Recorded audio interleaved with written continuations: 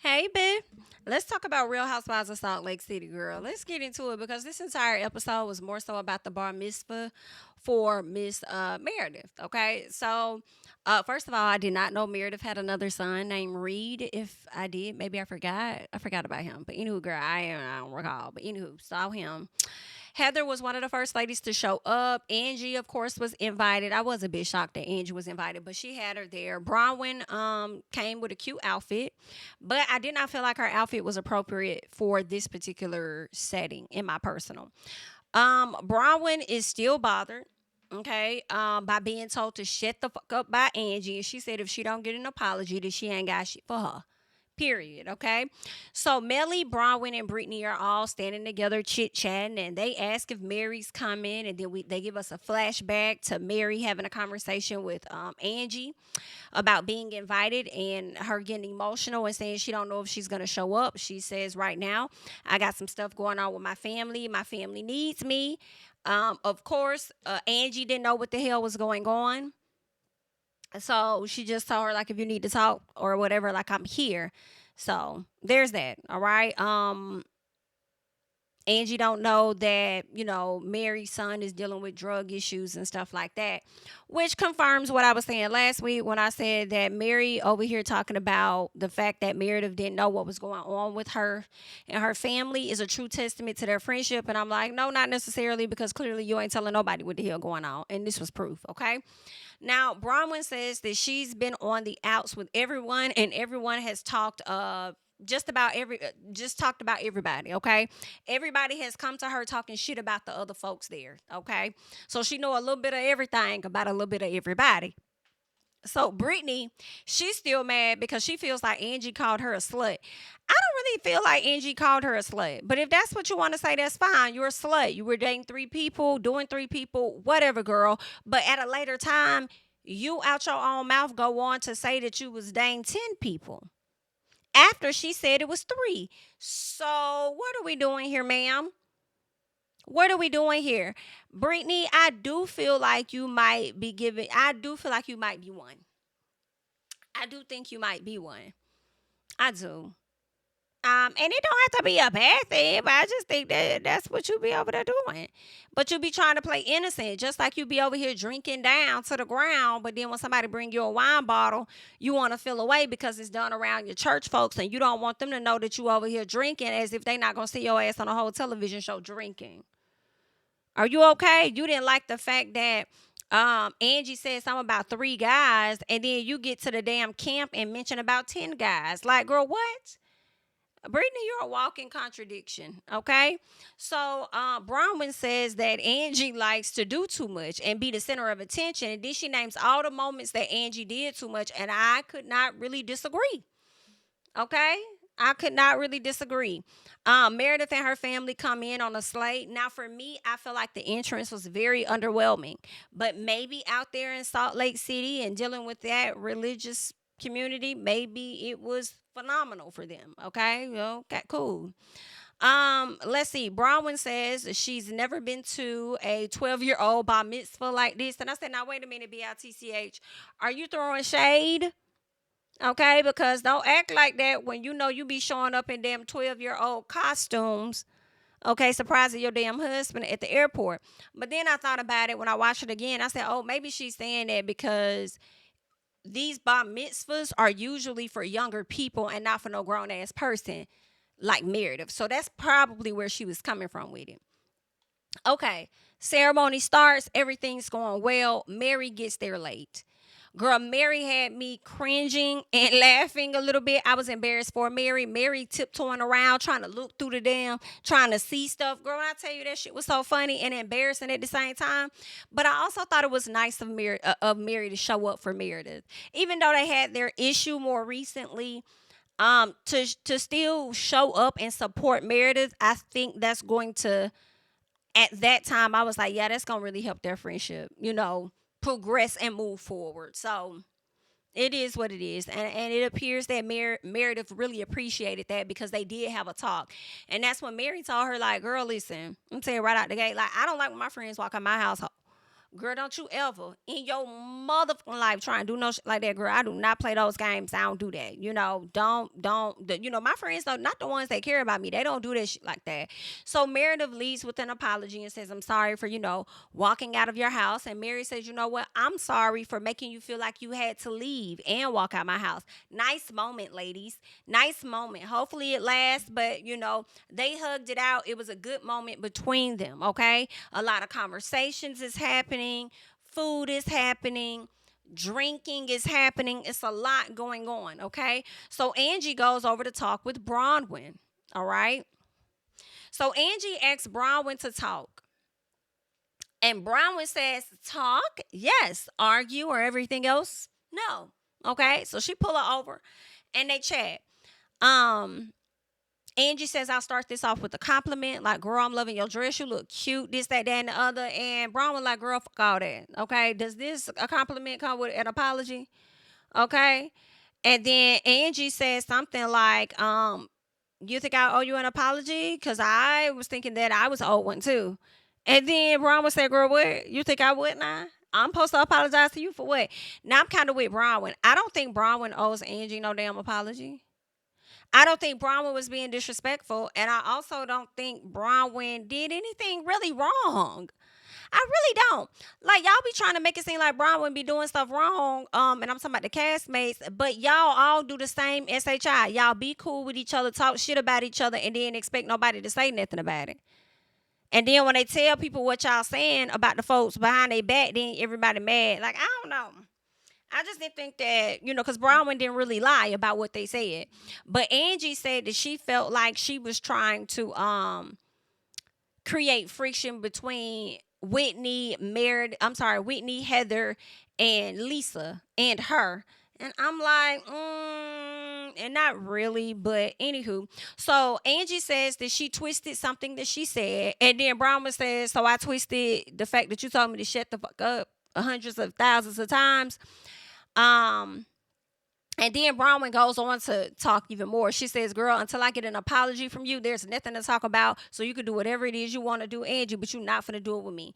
Now, for me, I have enjoyed Bronwyn for the most part, but I'm not going to lie. I do feel like Bronwyn did too much. I felt like, how you going to tell this lady you ain't got time to argue or do anything else? And then when you get your ass over there and she's talking to you, then you want to sit up there and try and snap off on this lady and go off and roll your neck and point your finger and stuff.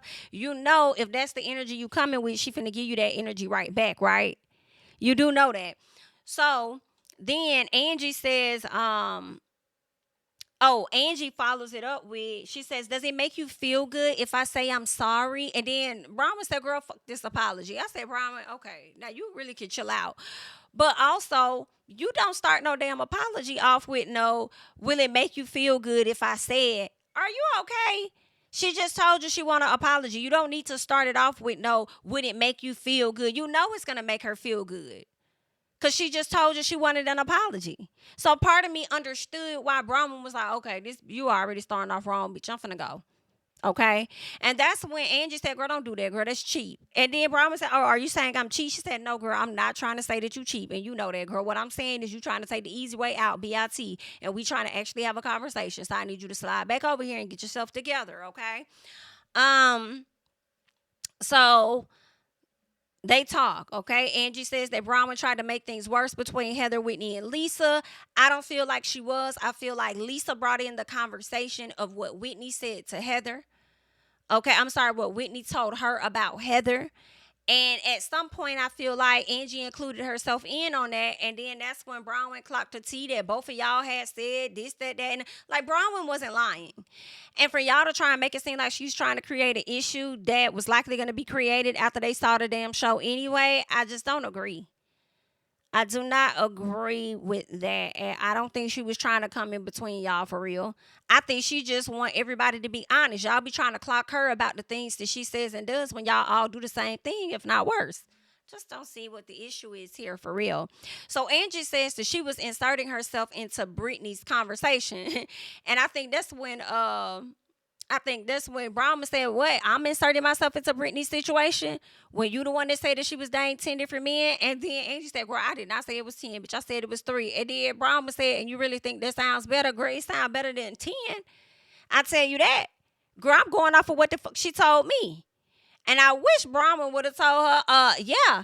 And in all honesty, why you trying to say I'm jumping into her situation or her relationship? She the one that be putting this shit off on all of us. Ain't nobody jumping into nothing. We be trying to get the hell out of it. Matter of fact, we told her to leave us out of the group chat, and she still bring us in there. Okay? She still add us in this damn group chat. Girl, don't play with me. Britani bring the ladies into her shit. Okay, so Angie says that she does Bronwyn does things to hurt people's feelings in a social setting. That didn't make sense. Y'all all have done shit in a social setting. What are you talking about? So Bronwyn says her language was over the top. Okay, because she kept telling the girl F you, F you, F you. Like, I mean, Angie was doing a slight bit too much, okay? She was, okay? Ty comes over, and it was interesting because I was sitting over there watching them go back and forth, and I said, now when the hell is Ty finna come? And Ty finally got over there, tried to calm them down, but he tried to do it differently. He tried to handle the situation differently than what he did when they went out of town. So he was like, you ladies want a drink? You want a drink? How about you? Would you like a drink? And then Brown was just like, don't offer this hoe no drink. Not no bitch that's disrespectful like her. We're not giving her no kind of drink. And Angie was like, well, he's being nice. So they go over to the table.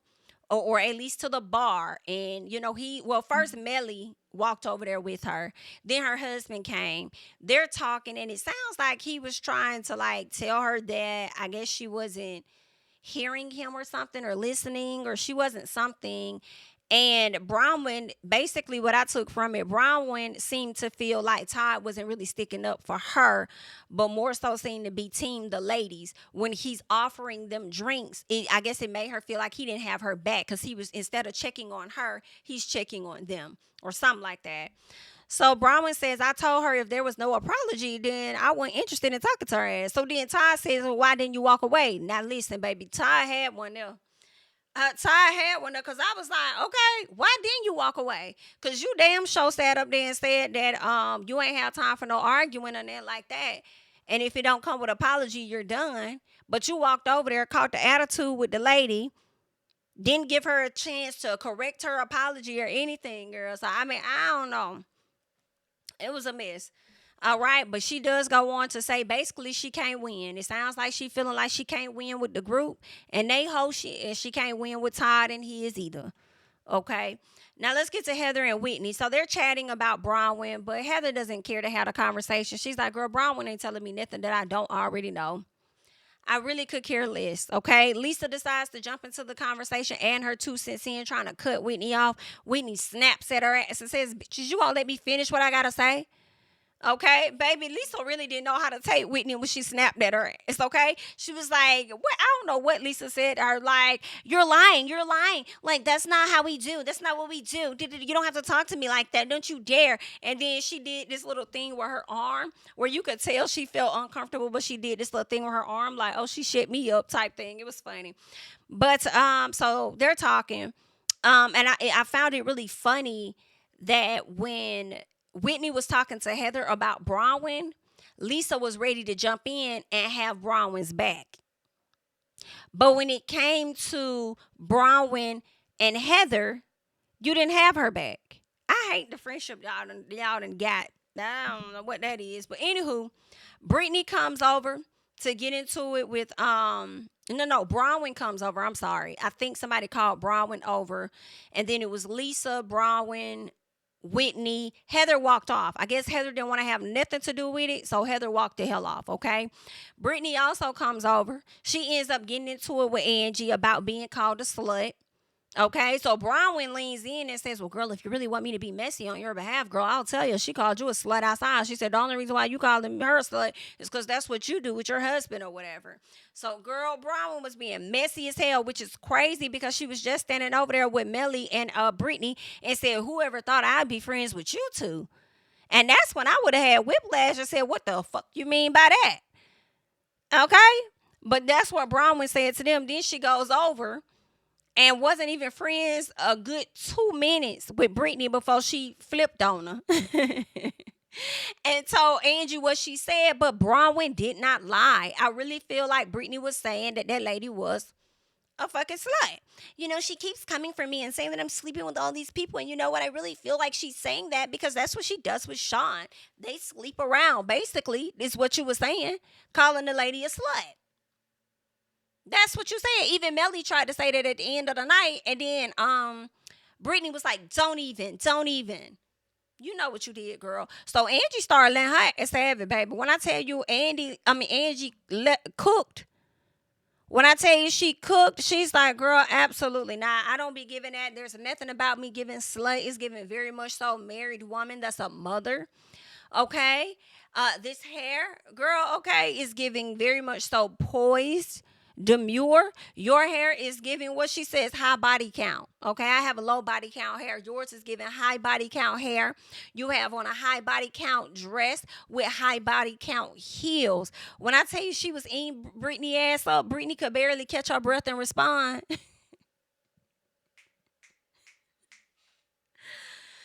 Oh, y'all can add that to the Real Housewives of vocabulary. High body count hair. High body count hair. Girl, she was wearing her out.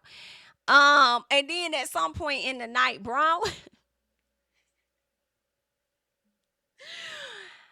at some point later in the night, Bronwyn, Brittany, and Melly was about to take a picture. They were like, let's take a picture. Bronwyn said, I don't have high body. Bronwyn said, I don't have high body count hair, so I'm out.